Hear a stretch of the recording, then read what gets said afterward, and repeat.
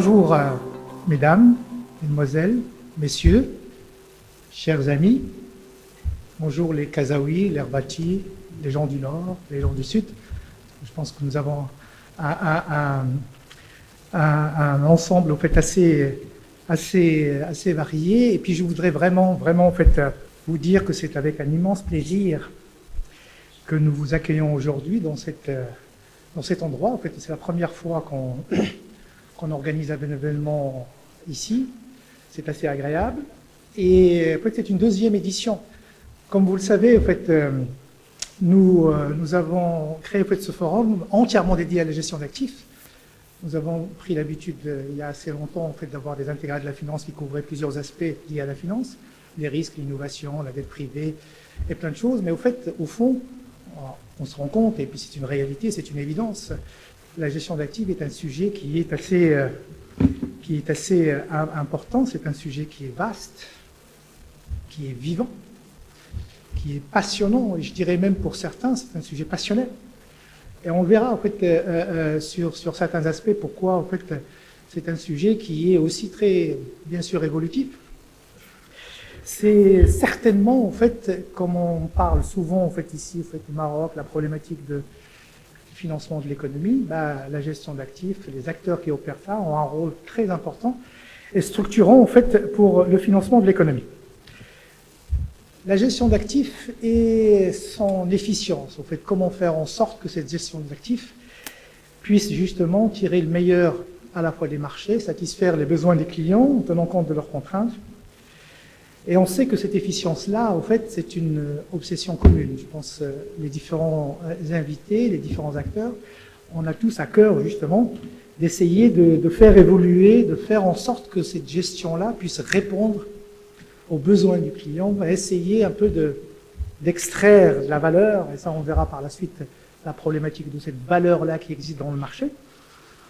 Et on a à faire en sorte au fait que cette gestion-là correspond un peu à la nature, j'allais dire, de l'épargne qui nous est confiée, donc avec toutes ces contraintes, ces degrés de risque, ces contraintes externes, internes, des contraintes parfois implicites, pour essayer d'extraire de la valeur.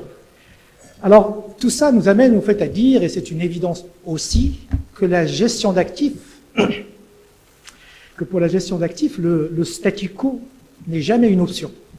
On sait au fait qu'une fois qu'on a installé une batterie d'instruments et qu'on a un marché en face, que la façon de procéder est une façon qui est, j'allais dire, pérenne et qui va nous permettre d'extraire tranquillement de la valeur. Ce n'est pas le cas, et c'est évident, mais on verra en fait, même quand on a un marché qui est aussi particulier que le nôtre, je pense qu'on a un peu aussi à avoir le rôle des gérants d'actifs, pas uniquement, je dirais, un simple acteur qui a en face de lui un marché efficient, un marché profond. Mais quand ce n'est pas le cas, et même, je vous rassure, que même partout, en fait, la notion de marché efficient est en train un peu d'être une belle illusion. Mais même s'il y a une profondeur qui n'est pas là, en fait, les gérants d'actifs, je pense c'est là où, à la fois, j'allais dire, leur connaissance et surtout leur volonté de faire en sorte que ce soit des acteurs, je dirais, qui participent à la transformation du marché, plutôt qu'un simple observateur, même averti, du marché ne suffit pas. Donc l'objectif, effectivement, c'est d'innover. Alors, innover, bien sûr, ça consiste à créer en collaboration, bien sûr, en fait, avec les clients, à créer des solutions, des instruments d'investissement qui répondent, au fait, à leurs besoins. En partant du principe, et ça c'est très important, qui est en train en fait, d'évoluer, d'agir avec les clients plutôt que d'agir pour le client. Je pense que ça, c'est là où il y a une évolution qui se dessine, et je pense que c'est de plus en plus, on aura besoin de, bien sûr, au lieu de fabriquer un produit et un instrument, et puis après essayer de convaincre le client que c'est quelque chose qui permet de répondre à ses besoins, c'est d'essayer autant que faire se peut, de le faire en fait, avec le client, parce qu'il y a aussi le fine-tuning des besoins du client qui est très important pour pouvoir l'intégrer dans la solution. Alors le problème des innovations, comme vous le savez, en fait, en matière d'investissement, contrairement aux innovations physiques, et que leur efficacité dépend de l'état du marché. Et c'est là où, en fait, où le bas blesse. Est-ce qu'il y a, en fait, un état de marché idéal pour innover? On sait bien, en fait, que l'innovation, en fait, souvent, elle s'impose quand il y a des contraintes. Elle s'impose quand il y a des difficultés. Elle s'impose quand on doit contourner des obstacles. Mais je ne peux pas dire, au fait, qu'il y a une situation, j'allais dire, idéale de marché pour innover. Mais la question, c'est de mieux apprécier, je dirais, ces contraintes-là et cette situation-là pour savoir ce qu'il faut faire. Là, je vais finir par tout avouer avec cette lumière-là. Je n'avais pas l'intention de tout dire. Hein. Excusez-moi, si vous pouvez. Alors, l'histoire aussi nous enseigne au fait que les grandes crises, au fait, ont été l'occasion, en fait, d'innover. Et si vous vous rappelez, après la crise 2007-2008, je dirais, il y a plusieurs mythes qui sont tombés au niveau de la gestion des marchés, en fait, en général. Hein. Certaines classes d'actifs qu'on pensait liquides sont devenues, comme là, tout à coup, illiquides. Certaines appréciations de risque, on pensait que la dette souveraine était, en fait, un actif très, très, très, très sûr. On pensait que là, un spread et qu'un taux, en fait, était par construction toujours positif. On pensait beaucoup de choses. En fait, on s'est rendu compte que la réalité, les dislocations des marchés, le phénomène de crise, faisaient que certaines choses qui étaient des éléments très importants dans la théorie, dans tout ce qu'on a appris les uns et les autres, hein, pour gérer de manière optimale, que c'était très fragile. Et donc même ça, cette situation-là qui a perturbé pas mal de gens, a amené les gens d'actifs, je dirais en Europe ou en fait aux États-Unis, là, d'essayer un peu d'imaginer comment faire évoluer ça. Et ce qu'on dit maintenant, enfin, juste très brièvement, donc effectivement, il y a eu des réflexions sur l'évolution en fait des marchés, et on commence maintenant à parler de la nouvelle révolution industrielle qui touche au fait le marché des gestions d'actifs. Et on dit aussi au fait que cette révolution-là, elle est faite au service de l'épargne. C'est-à-dire, au fait, c'est ce que je disais tout à l'heure, c'est une sorte de co-construction avec le client des solutions d'investissement. Et on parle de révolution en fait, industrielle, car il s'agit au fait là de passer d'une industrie de production de fonds d'investissement, packagé pour battre ou répliquer un indice. On connaît tous ces réflexes, on a tous été éduqués, y compris moi-même, un certain temps, répliquer un indice de marché, à une industrie de services, capable de proposer à chaque épargnant, client, investisseur, une solution adaptée, bien sûr, à ses projets d'épargne, parce que la constitution, les contraintes, ça, il paraît que... Pardon. Adapté à ces contraintes, et bien sûr au coût le plus faible.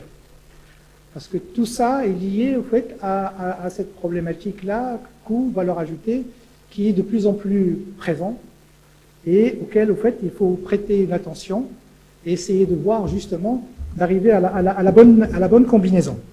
Et tout ça dans un dialogue permanent.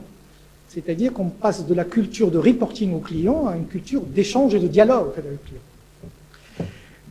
le client. Ces thématiques-là, qui sont maintenant très, très importantes, qui sont au cœur de cette révolution-là, essayent un peu de répondre aux questions, de savoir en fait, comment appréhender les besoins des clients, comment mieux appréhender le profil, qu'est-ce qu'on entend par profil, à la fois risque du client, quel type de risque, quelles sont les préférences au fait des clients, et comment concevoir les solutions d'investissement. On parle souvent de solutions, qui dit solution dit problème, qui dit problème dit bien posé, un problème bien posé.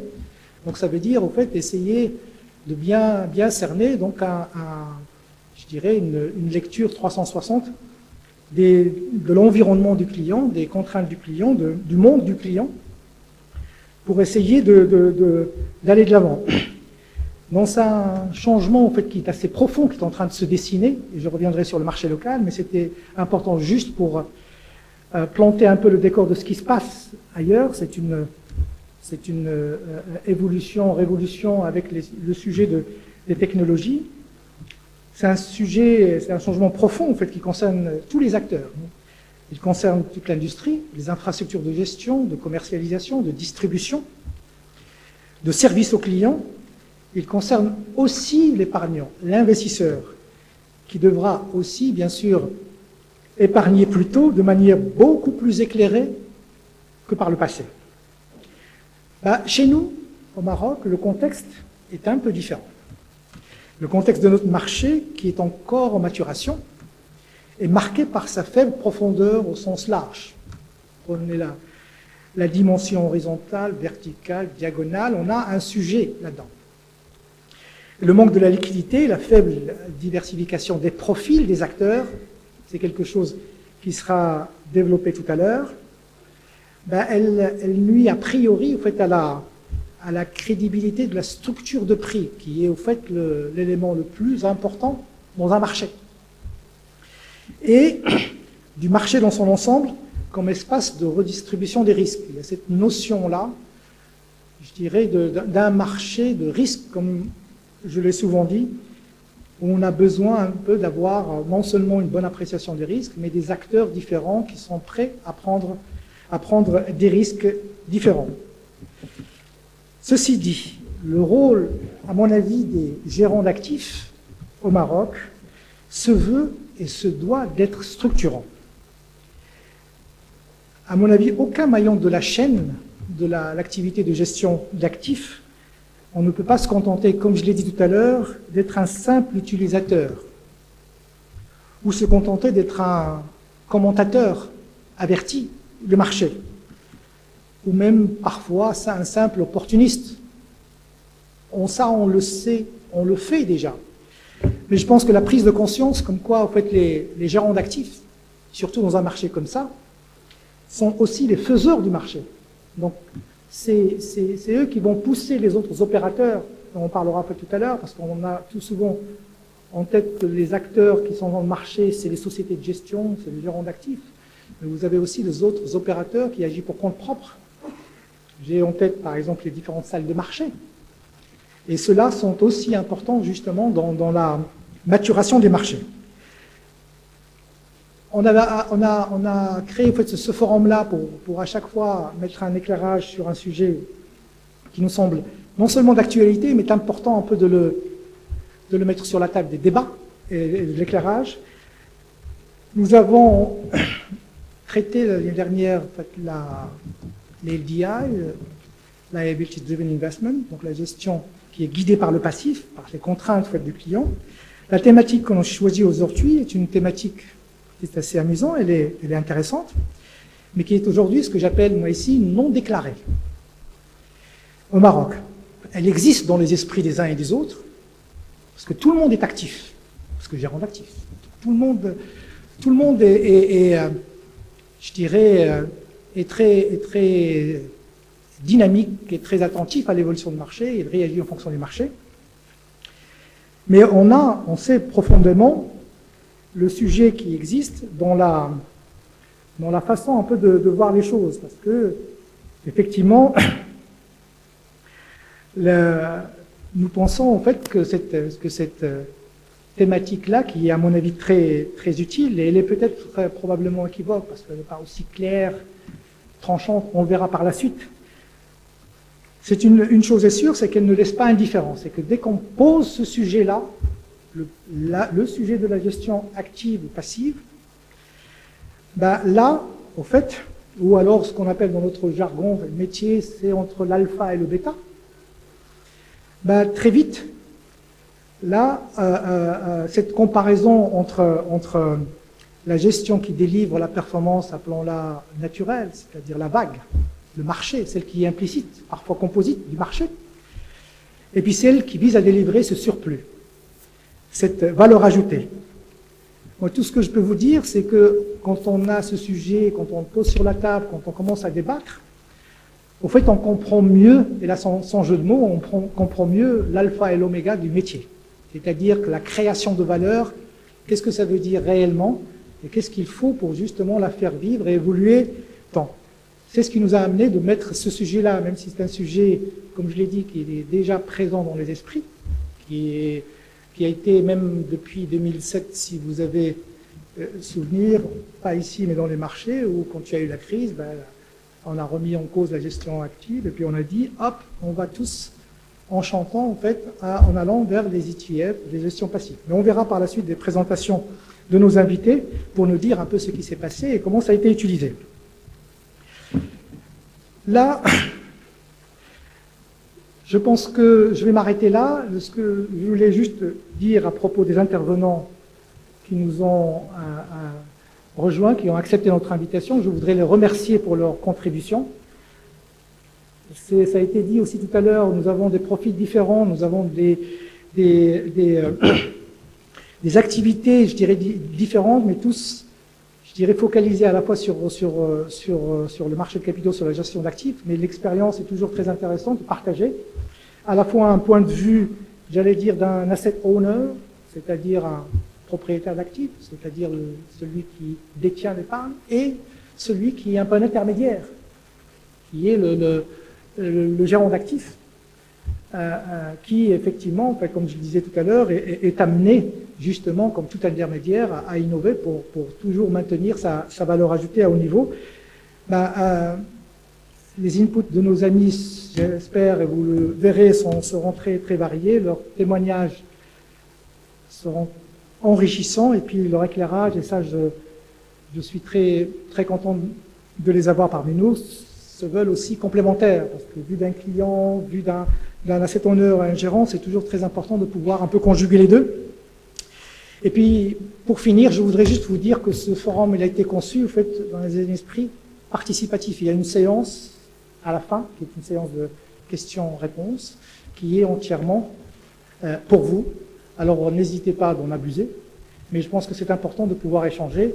Et puis, merci d'avoir accepté notre invitation. Et je vous souhaite un excellent forum. Merci.